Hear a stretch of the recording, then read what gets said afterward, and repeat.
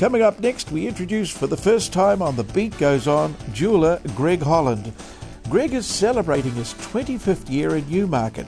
Greg tells me the bulk of his clientele are baby boomers. Flowers are great, but what better way to say thanks to someone special than choosing a special piece of magic from Greg? Greg Holland, welcome to The Beat Goes On. Thank you very much. Thanks for having me. Wow. Good to have a young man into the studio, 47 years old. Wow. What's it like to be 47, Greg? Oh, it's, the You body's starting to fall apart. You think you're starting to fall apart. You wait till you get to our baby boomer age. And what do you know about us baby boomers, Greg? I know that you're lovely people and you've been on the planet a reasonable amount of time. Yeah.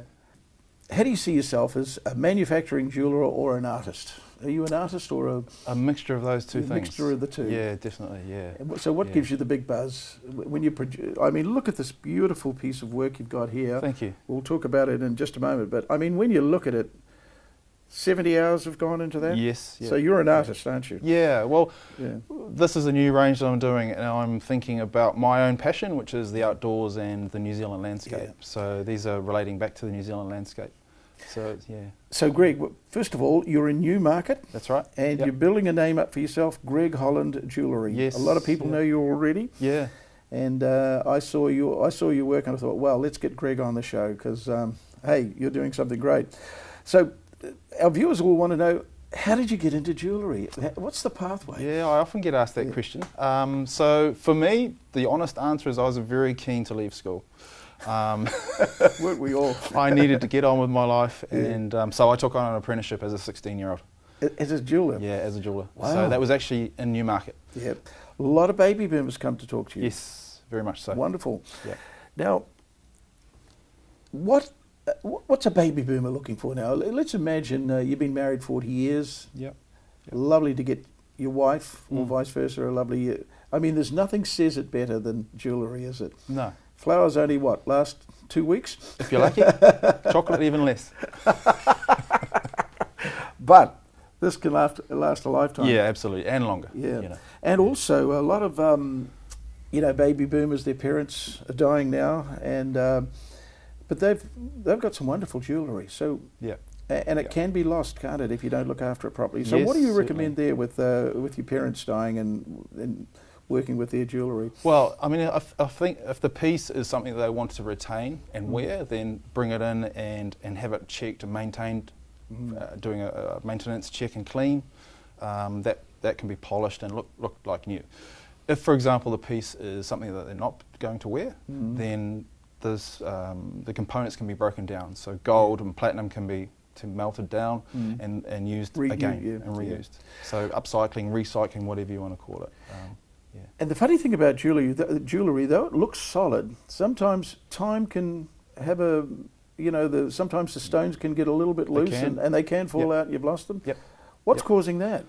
Wear. Just long-term wear. Long-term wear. Yeah. For example, a diamond ring that's been set in 18 karat gold over the course of 30 years, it's going to take some form of wear. That's a fact.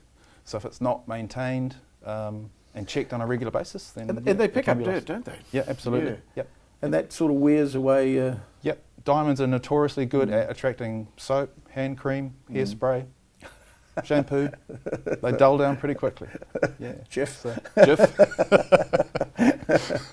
So, fascinating business. Now, let's have a look at what you've got here on the table.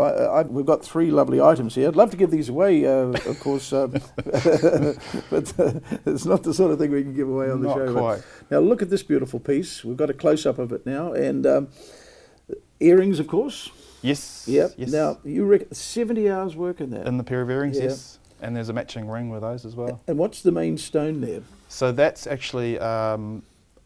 the idea came from seeing the stones. Yeah. So I had a supplier in from Germany, and he had these beautiful black spinel is what they're called. Yeah. And they are absolutely beautiful. So I bought them, and then the idea came to me. So this is relating back to Mooraki. If anyone's been to the Mooraki boulders north of Dunedin there, I'm relating it back to that landscape.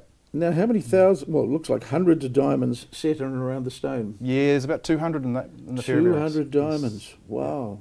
Sometimes give your pieces a name, or?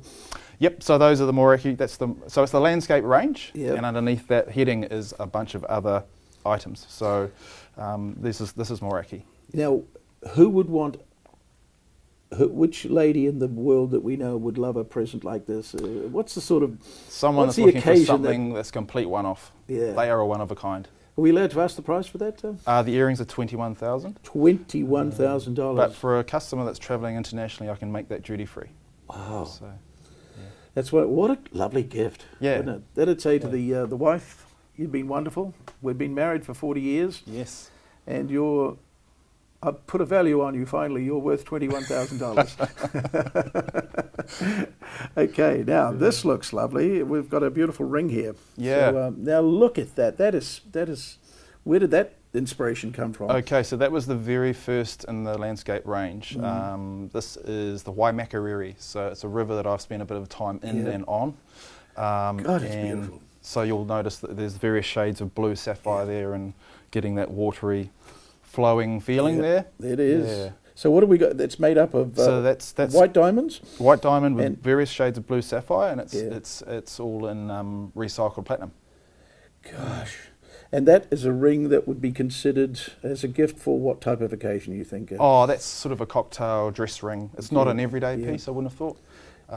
It's certainly a large cocktail piece. Again, very unique. What would that retail for? That one is $18,000. $18,000. Absolutely beautiful. Thank you. Viewers, if you could see it up close, it's just wonderful. We'll give you a good view of it. And this looks like the same stone, is it? Correct. And now this is a brooch? Or? No, it's in a ring. Do you want to take it out of the box? Okay. I couldn't see the ring finger there if you like. Okay, yes, you're right. So obviously matching the earrings. Yep. Wonderful.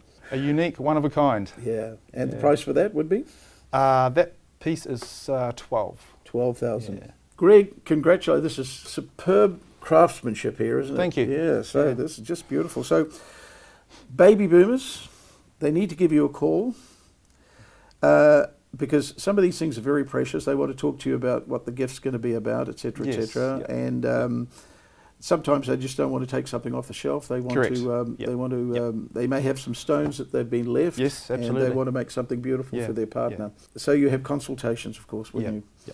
So just as they get on the boat for a month-long cruise, yes, this is what's presented to the what a great idea to celebrate the 40th wedding anniversary or something like that. Yeah, I mean, my business is built around the idea that it's very bespoke, very intimate, very personal. I can't think of anything more personal than jewellery. Maybe shoes, but So it's a unique buying experience. Your point of difference is, look, you can go to Michael Hill, you can walk into a store, and you're talking to an assistant behind the, and they're good, don't get me wrong, but they can come and see you, talk to you, consultation, and they're talking to the actual artist, the one that creates That's a wonderful feeling. So they can convey to you exactly what they want. So now, Greg, we've mentioned the fact that you're in Newmarket. Yes. What about an exact location? So I'm in Daytone House, which is number 53 Davis Crescent in Newmarket. So I'm located on the first floor. What about a telephone number? Okay, so I'm on 09 5248 440. Say that slowly, Greg. So 09 52 48 440. I've got an 021, which is 98 0093. Yeah. Excellent. Hey, Greg, good to see you. And I hope you come back on the program and show us some more wonderful artwork. Will do. Okay. Thanks for having me. Thanks, Greg. See you soon. Bye-bye.